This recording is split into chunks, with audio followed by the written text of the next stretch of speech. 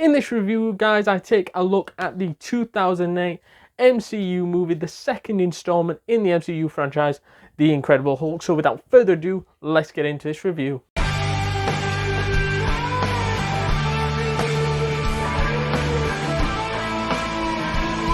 So I thought then that this movie was alright, I guess, and it was a decent enough Hulk movie, as this was the first attempt at doing a Hulk movie in the MCU, and I think the reason they haven't done a second one is probably because of this movie. However, it's not terrible. I enjoyed it. I thought it was good in parts, as it really shows how dangerous Hulk can be at times, and how moving on in the MCU with Edward Norton's Hulk looks. However, that's not how it goes. As for those that don't know, there was difficulties with the likes of Edward Norton due to the fact that he didn't get along with the rumours. They didn't get along with people at Marvel or people working on the set of The Incredible Hulk, and also that they wanted to go a different.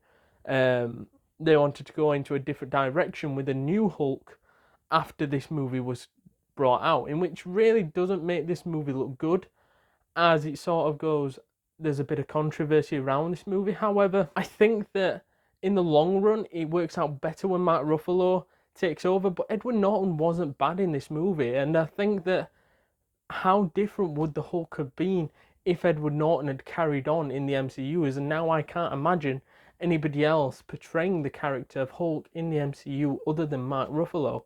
And it just shows how long ago this movie was and how forgotten this movie actually feels sometimes when we think of the MCU movies.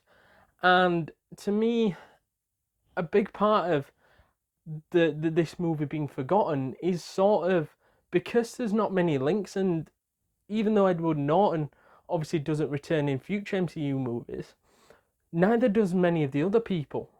And I don't think there's anybody else. I could be wrong. I think obviously we know Tony Stark reappears, and he appears in an end credit scene in this movie, but everybody else, I don't think they're mentioned or even used again.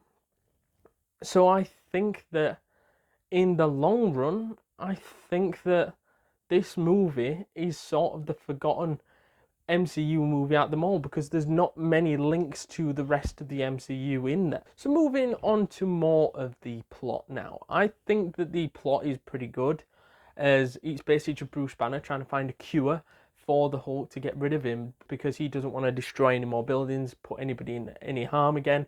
And that's the opposite of what General Ross wants, as General Ross wants to use the Hulk as mass destruction, destroy things and use it as a secret weapon. However, that's why Bruce Banner feels that he's got to get away and make sure that they don't get this power, as it could fall into the wrong hands, and General Ross could be the wrong hands.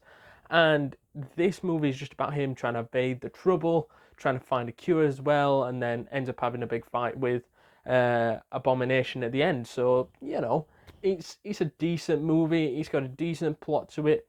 I think that in terms of Hulk movies, I haven't watched many, so I can't judge it off others.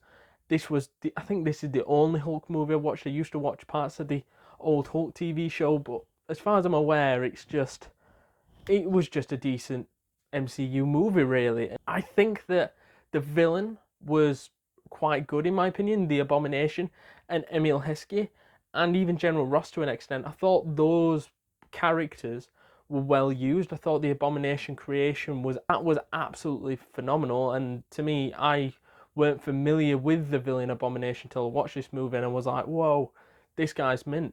And he could go toe to toe with Hulk, and it really felt like a great battle towards the end.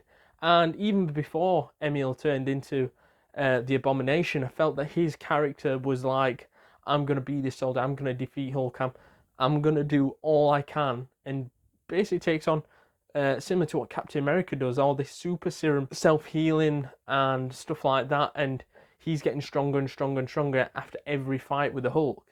And I think that and then also he takes Bruce Banner's blood and then becomes the Abomination. But I think that character progression throughout the movie was well done, and was done to a good level where you think, could this character potentially return in the future?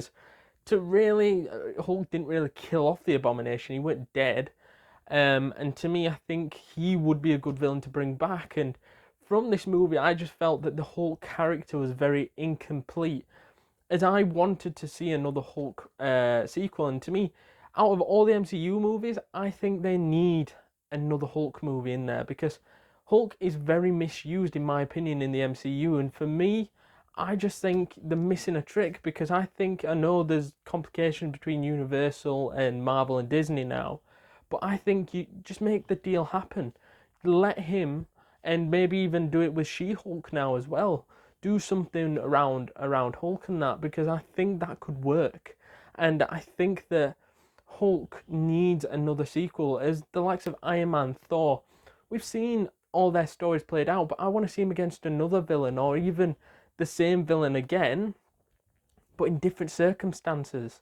As I'm fed up of just watching more Thor movies, as Thor's good, but I think he's had his time to shine. I'm not saying that he should leave the MCU. I'm just saying that I think, why don't they give a movie to maybe a Hawkeye or the Hulk, as he is a main character, and his movies would sell. It's not like we're talking about, I don't know, maybe a Drax movie. You know what I mean? That would be ridiculous. But yeah, why haven't they just made another one? And especially now with Mark Ruffalo as Hulk, he still needs that Hulk movie, in my opinion. And to me, I would now be pushing for that if I was Marvel, going, maybe we could do something here, because especially with the success of She-Hulk, I think there would be something there. As to me, I think another sequel needs to be made, due to the fact that there's still incomplete storylines in this movie. As we saw at the end of this movie, that Mr. Blue starts to get infected with Hulk's blood, and we can see him starting to bubble up, and looks like he's about to change into something. And I think that would have been awesome to see, and I was just hoping that he would turn into the character, the leader, in which I haven't read the comics. I just did a little bit of research who he was planning on turning into, and apparently it would be the character, the leader. I've never heard of the leader. I think that would have been quite exciting. And to me, they need to build upon that old stuff now and go on and run with it. See what happens, and see with this new storyline.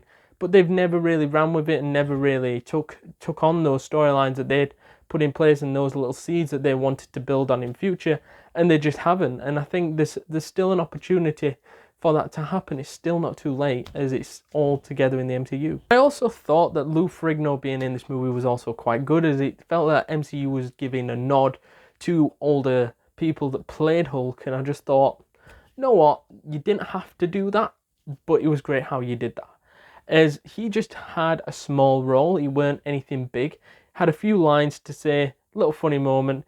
Hulk, which in this situation is Edward Norton, gives him a pizza and then walks upstairs. He's basically played a security guard, but him being in the movie was really like an MCU thing of going, thanks for what you did playing Hulk back in the day.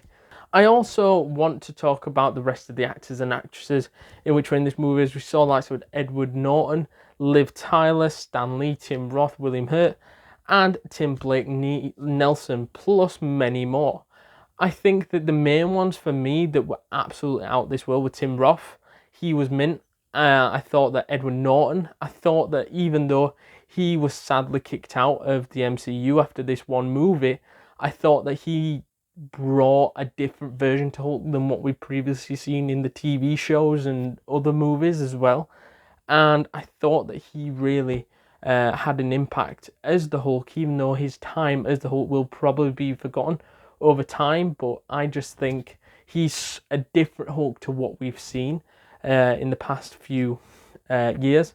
And even Mark Ruffalo's Hulk will never be the same as Norton's, and Norton's will never be the same as Ruffalo's. So I don't think his time will be completely forgotten. But I just thought he did a cracking job, and unfortunately it didn't work out for him. But you never know, the MCU might do some multiverse crap and he might appear again. We might see. To summarise this incredible Hulk movie then, I thought this was a 6.8 out of 10 and a average film, due to the fact that with the Edward Norton situations and with other situations that we've mentioned, in this movie review. So let me know down in the comments down below what your thoughts are on this particular movie. And also, if you haven't already, hit that like button, hit that subscribe button, hit that notification bell to be alerted to all the new content this channel creates. And if you haven't already, check down in the description to see more content just like this. Anyways, I'm off. See you guys in the next one. Laters.